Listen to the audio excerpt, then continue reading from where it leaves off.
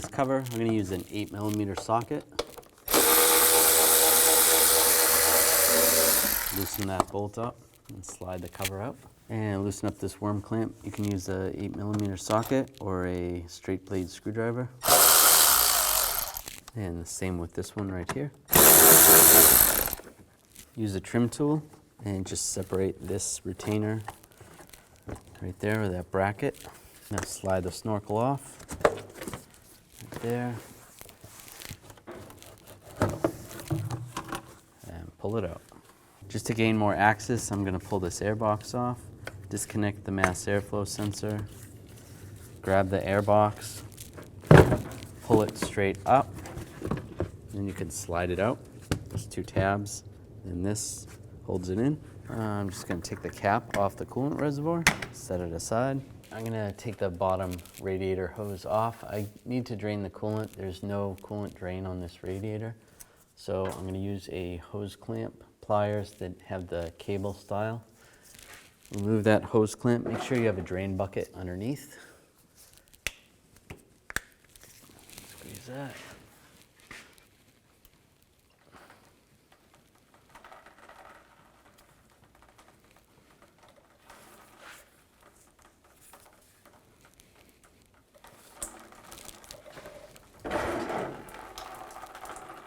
Just let that drain out. So that's drained out, so I'm going to take this hose off. Some more is going to drain out a little bit.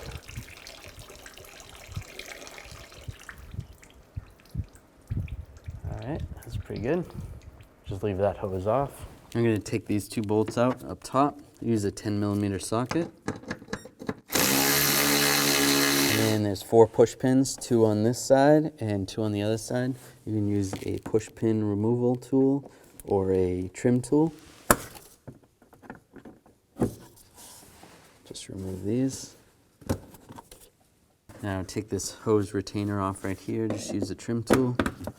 Slide that up. Slide this hose out right here. It should be. Just move this hose out of your way. Just slide this cover right out. Now we're going to take off this upper radiator hose. Just use the hose clamp tool. Squeeze the hose clamp, just twist it off. A little bit of coolant came out. Now disconnect this hose, goes to the reservoir.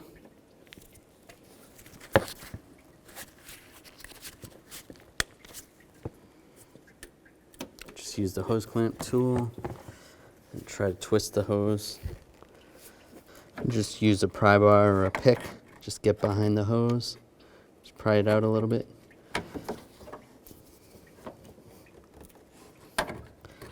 Just be careful. You don't want to break the radiator if you're reusing the radiator. Slide it off just like that. Use some hose clamp pliers. Take this hose off. This hose goes to the throttle body. Slide the clamp off and just twist it off. There we go. Set it aside. Just grab this lower fan shroud, just pick it up, just move it aside a little bit. If you really wanted to, you could take the fan off and then take that out of the way, but we're not going to do that. Just move it out of the way. And then we want to take these 2 transmission cooler lines off. There's a little cap right here. Pop this cap back. Now, if you were draining the coolant into a bucket, you might want to change and get a different bucket because you're going to have transmission fluid come out as well. And you don't want that mixing with the coolant. And then with a pick, there's a little clip right here. You're going to have to find where the end of the clip is. And they make special tools for this that you can use. But if you don't have them, you can use a pick.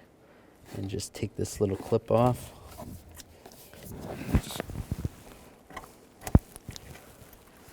And don't lose that, because you might need to reuse it. Then just grab the line and pull it out, just like that. Then we'll do the same with this upper one. And I'm going to take these 2 bolts out on the top of the radiator. Use a 13mm socket.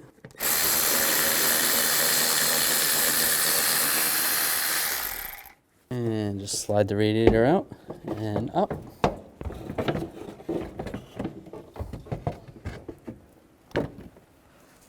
go. Pull it up. On the new radiator, we're going to install the fittings.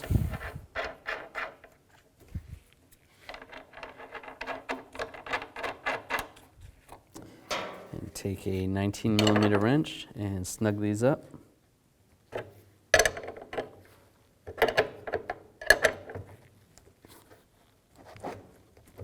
Now we need to transfer over these bushings onto the new radiator. You can try to push the center out, just like that. You should be able to get the rubber piece off. Put it on the new one.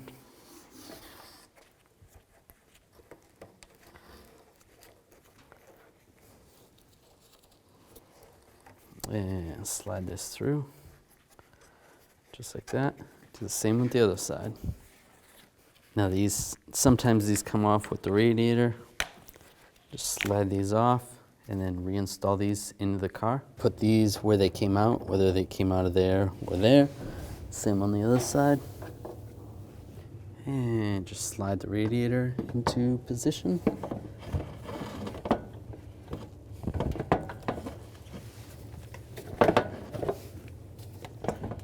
Make sure the feet go into those little grommets that you just put in. That looks good. Take these 2 bolts, get those started, and tighten these up. Put the transmission cooler lines back in place. Now those clips are already in on the new fittings. Just snap it into place, make sure it's tight. Put this cover over it. It just holds the clip in place, just like that. Do the same with this one. And if there's some corrosion or rust on there, you want to scrape some of that off. There we go. And this lower fan shroud can be repositioned right there. Take the lower radiator hose, get that lined up. And we can put that on from down below. Take the hose that comes off the throttle body.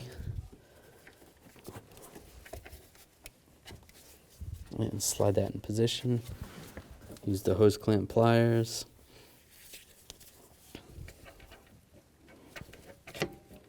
Here we go. That looks good right there. And this upper hose that goes to the coolant reservoir.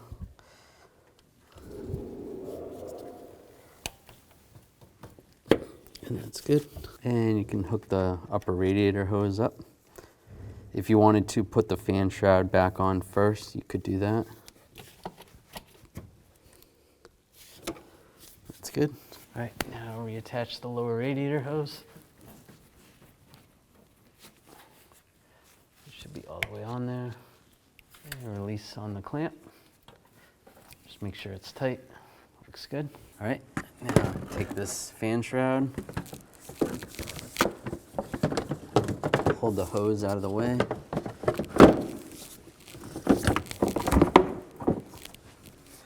Line it up. There's some alignment pins right there on both sides. Put these push pins in. Lock them down. Do the same on the other side. Put these bolts in. Get those lined up. And tighten these down.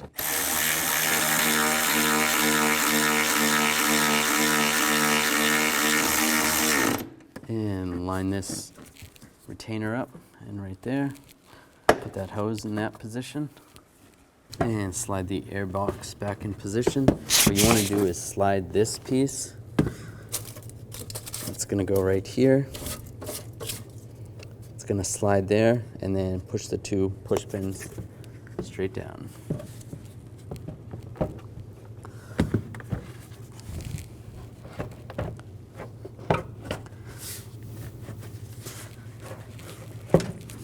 Push down, it's good to go. Reconnect the mass airflow sensor. And put the snorkel back on. Line this up with the throttle body. And the air box. And tighten up the worm clamps. And line this bracket back up.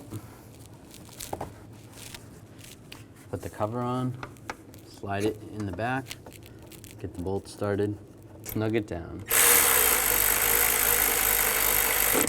Now you want to fill up the coolant reservoir. Fill it up. I fill it up about an inch or two above where the fill line is before we start the vehicle. And start the vehicle with the cap off, and the level is going to adjust. It's probably going to suck some into the engine, and then after that you're going to adjust accordingly. Let the vehicle run for about 10 minutes, monitoring the level. While you're letting it run, monitor the temperature gauge. Make sure it does not go over 210 degrees.